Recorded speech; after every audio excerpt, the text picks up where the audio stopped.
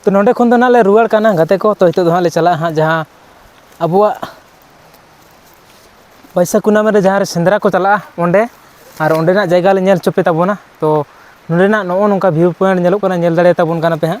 और बिराट नाला कना अडी मारांग नाला कना नेल दाड़े ताबोन काना पे और ओनते दो आड़गू बाले दाड़ेदा चेदा से बहुत मारांग नाला कना और नोआ आड़गू नाला आड़गू ते दो बहुत टाइम लगा और लगा नेल दाड़े ताबोन काना पे और बाकी हां ले नेला ठुरगा फॉल्स होले नेल चोपे ताबोना। तो चला कना ले हितो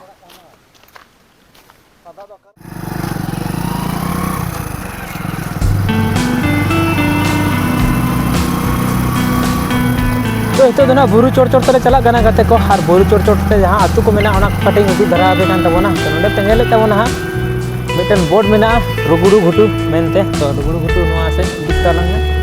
तो रुगुडु घुटु nyutuman मी अतु मेना नोंडे नेल दाड़े कान ताबोना पे नोंडे दोना बोर्ड कना लहारे मेना अतु दोना। तो चला कना ले हां तो रुगुडु घुटु nyutuman अतु हां आले सुर से हो मेना और नोआ बुरु चोर रे हो मेना आयमा अतु जहां अतु दोना आले सेन हो मेना मेनते दोना हतिना दा मेनते आरो मिटन अतु मेना ओना अतु ना आले सेन मेना आरो बहुत रकम अतु मेना। तो नेल दाड़े ताबोन काना पे नोआ अतु गेना को मेता कना रुगुडु घुटु अतु।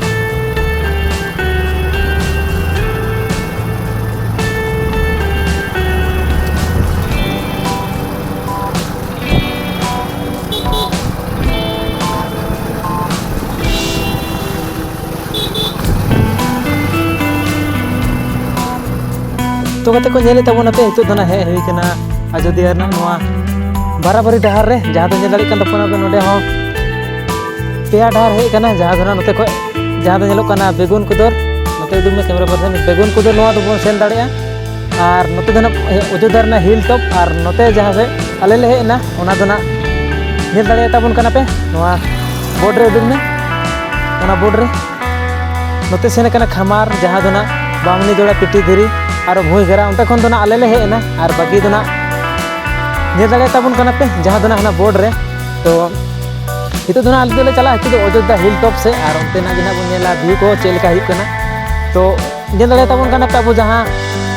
लोकल रे जहां लका डहार ना व्यवस्था बानुआ बुरु चोर रे उनका डहार ना व्यवस्था हेना पूरा पक्का चकाचक नेल दाड़े ताबोन कना पे और नो नोंका गाड़ी घोड़ा ना व्यवस्था हो जतो गे हेना नेले ताबोना पे। तो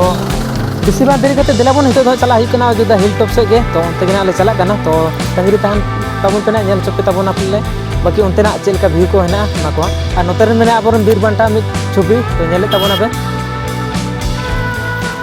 तो नोडे पे नेले ताबोना आबरन बीर बांटा छवि तो नोडे ओकोय कना ओना रना पूरा बोर्ड होना पूरा उनी डिटेल्स ते नोआ को नेल दाड़ेया। तो नेले ताबोना पे नोडे first freedom fighter of India जहां दो को मेता कना बाबा तिलका मुर्मू माझी। अच्छा नेल दाड़े ताबोन कना पे पूरा तिलका बाबा आबोरन जहां फर्स्ट फ्रीडम फाइटर जहां अब वहां इंग्रेज साथे लड़ाई करते हैं जितकार ले तहना अब जहां भारत स्वाधीन ले तहना। तो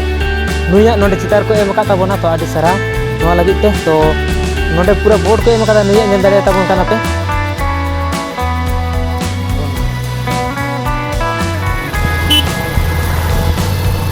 तो नेले ताबोना पे गाते को नोते दोना आरो हेवी रोड को बनाव कदा ओसार कदा और पिच कना हां तो सेरकम के चला कना गाड़ी को और पूरा फाइन रोड कना। तो नोआ रोड गेना चला कना ठुरगा फॉल्स तो अयोध्या हिल टॉप तो उनते गेना चला हिउ कना। तो दिलाबन जोड़ा रे ताहन ताबोन पे तो नेल पे ताबोन आले हां।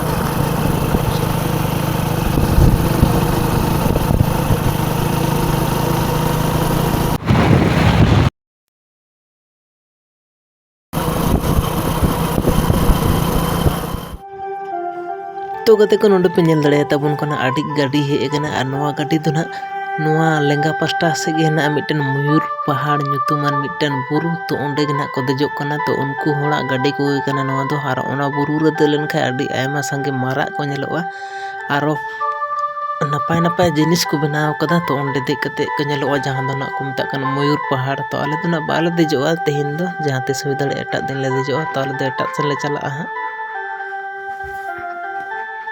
तो नेले ताबोना पे गते को सेरकम के हेना नोतेना चितार। तो रोड को पूरा चकाचक मेना भयानक मेना बहुत एकदम टू लाइन रोड कान गया तो बहुत ओसार मेना नेल दाड़े ताबोन कना पे। और बाकी नोडे आबोरेन बीर बायर हुलगारिया जहां दा बो नेल किना सिदो और कानू मुर्मू तो नुकिना सुर तेन चला कान ताबोना। तो नेल किन ताबोन पे ना सेरकम को बनाव का किन ताबोना आबोरेन हुलगारिया जहां दा शहीद सिदो मुर्मू और कानू मुर्मू। तो पूरा नुकिना बोर्ड साथे नुकिना चितार को बनाव कदा नोडे नेल दाड़े ताबुन कना पे ना और बाकी नोडे आड़ी संगिन संगिन रेन टूरिस्ट ट्रैवलर को हिजुक कना तो नोडे पे नेले ताबुना आड़ी गाड़ी जावराव कना जहां दना विदेशी को जहां नेल बड़ा लई को हिजुक कना जहां दना तो बहुत गाड़ी जावराव कना नेल दाड़े ताबुन कना पे तो हितो दो आले होले चला कना जहां दना अबो बैसाख पूर्णिमा रे सेंद्रा को रकाब तहना जहां जगह को जावरा तो ओना जगह जहां ले चला कना तो और बिसी बांग देरी कते देला बोन चला कना ले और नो नोंका नेल दाड़े कन ताबुना पे पूरा बुरु भितरी रे नुना गान भिड़क कना बाजार लेका नेल दाड़े ताबुन कना पे और नोते पूरा गाड़ी घोड़ा को नेल दाड़े ताबुन कना पे उदो को में नोते गाड़ी घोड़ा को तो नो नोंका पूरा सांगे सस्ता गाड़ी घोड़ा हिजुक कना और नोडे बुरु चोट रे नोंका ना नेल जायगा शुधु नेल लकन जायगा हेना खातिर तेना नुना भिड़क कना और बुरु चोट रे ना हर हो नोआ खातिर ते आडी को सुविधा कन तको जहां दना नोआ ते को असुलुक कना जहां दो रिसोर्ट एमान बनाव कते हो नेल दाड़े ताबुन कना तो नोडे पे नेले ताबुना नोआ दना सोझे तो चलाव कना पुरुलिया और नोआ आजोदिया पहाड़ हिल टॉप हो सोझे के चला 1 किलोमीटर बागमुंडी तो जोजम से अचूर कना तो जोजम से गले चला कना उनते गे हेना जहां अबुआ बोन मेन के अजे बैसाख कुनामी रे जहां सेंद्रा हुआ ओना दो ना तो उनते गे ले चला कना नेले ताबुना पे आडी गाड़ी घोड़ा जोते चला कन गया तो आले होना उनते गे चला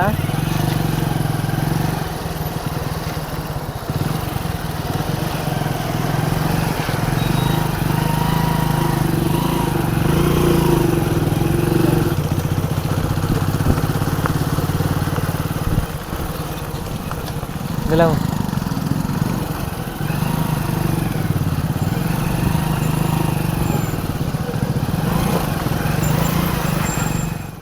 तो नेले ताबुना पे गते को जहां अबो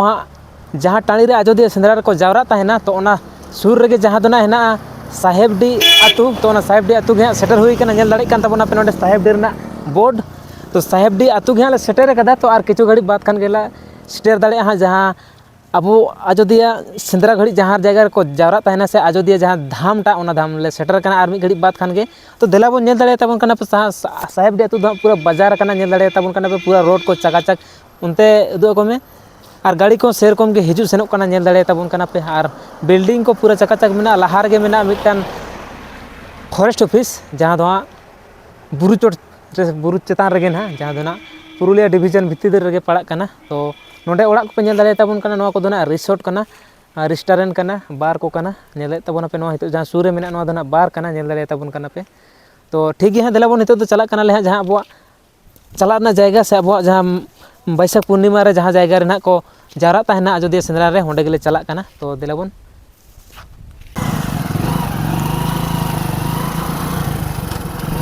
तो नोआ दो पे नेले तबना साहेबडी आतु कना तो आले दो चला कना जहां दो ना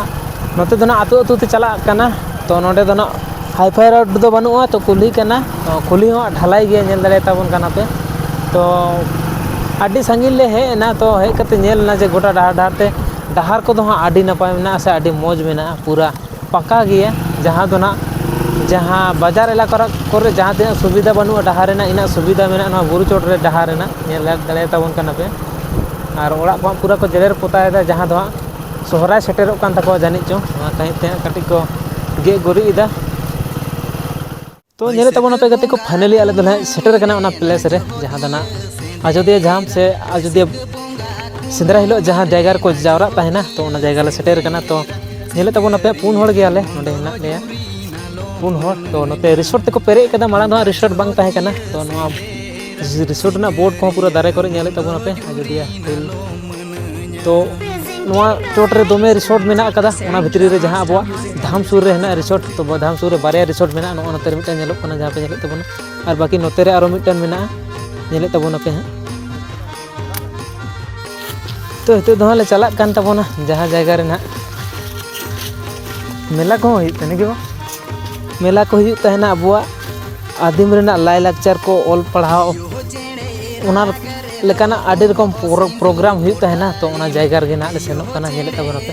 तो पूरा दारे ते पेरे कना नेल दारे ताबोन कना पे आडी लाटू लाटू दारे मेना तो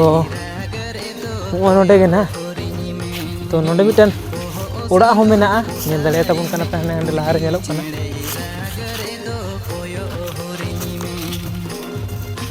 This song is available Number 12 to Express Music Group. तो पूरा बीर तला रे हेना अकदा तो नेले तबोना पे गते को तो पूरा निसुन गिना बुझुक कना तो नो सुर गे रिसोर्ट हेना तो हेना गे बारिया एनहो हा नते तो निसुन गे बुझुक कना और पूरा बीर तला रे हेना लाटू लाटू दारे मेना गजाड़ मेना और बोआ जहाँ दो ना धाम पे नेले तबोना से मिटन ओड़ा मेना दो ओना होना नोडे पे नेल दले तबोन कना पूरा तो सुर गते नेल चोय पे तबोना नोआ ओड़ा रे चे को ऑल मेना ओना को जते नेल चोय पे तबोना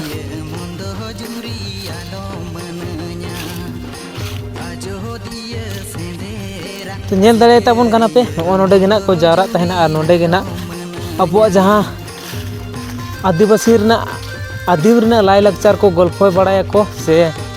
उनका प्रोग्राम हुई तहना तो नोडे ऑल मेना नेले तबोना को पश्चिमांचल उन्नयन परिषद आर्थिक सहायता एवं पुरुलिया वन उन्नयन निगमेर द्वारा निर्मित मुक्त मंच गोड़धाम जाहेरगाड़ अयोध्या पश्चिम बंग गोड़धाम जाहेरगाड़ नोडे पे नेले तबोना और नोते इंग्लिश ते ऑल मेना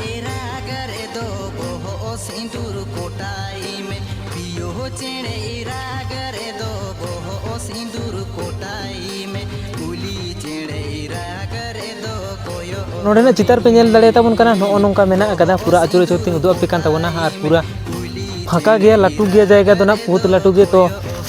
पूरा निसुन के बुजुक कना हितो दो नो नोंका उदुआ पे कान तबना पूरा मिड राउंड ते नोते हेना इनका गे आरो गजाड़ को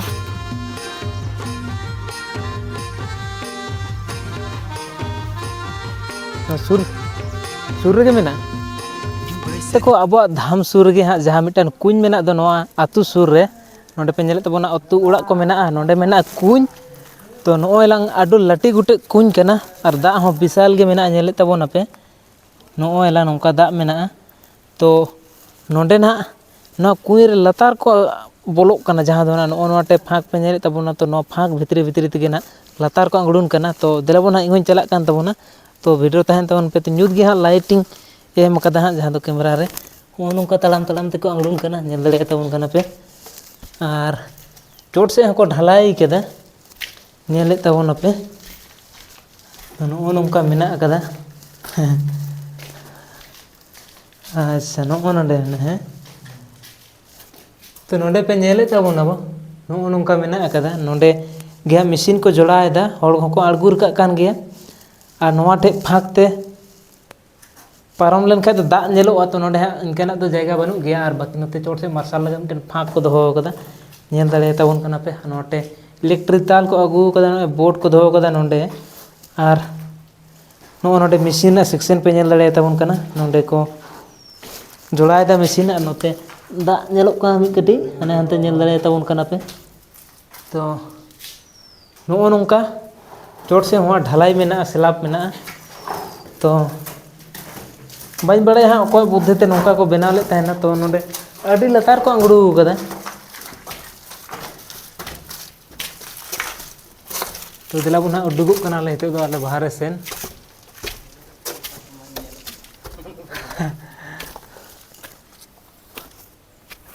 तो उडुग नले गते को नो नोंका नेल दड़े तबन कना पे नोंका फाँक मेना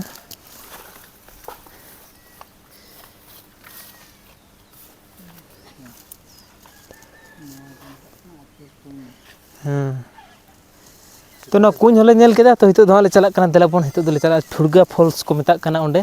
तो ओना हो ले नेल चोय पेया और साताले होले नेला नो सुर गे मेना ट्रांसफार्मर तो नोडे पे नेले ताबोना upper dam 2 kilometre lower dam 7 kilometre Bamni falls 0.5 kilometre Bamni जलप्रपात देलाबोन हाँ जो नेल चोय पे ताबोना नोआ को तो